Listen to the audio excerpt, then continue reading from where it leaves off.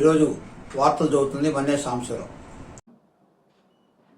ఇబ్బందులు పెడుతున్న జగన్మోహన్ రెడ్డి గారు వచ్చి గోవర్ధన్ రెడ్డి గారితో ములాఖత్ కార్యక్రమం ఉంటుంది. ఆ రోజు 10:30-11 గంటల మధ్యలో. మరి అక్కడి నుంచి ఆ ములాఖత్ అయిన తర్వాత ఈవెన్ రాయలసీమలో కూడా ఎప్పుడూ జరగని విధంగా ఈ నెల్లూరు జిల్లాలో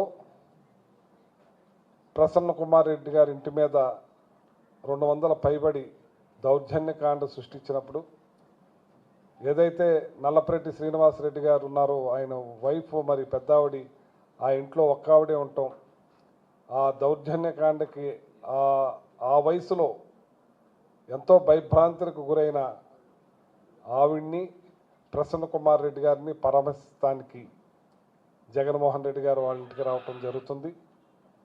మరి ఆ జగన్మోహన్ రెడ్డి గారు 31వ తారీఖున కార్యక్రమాన్ని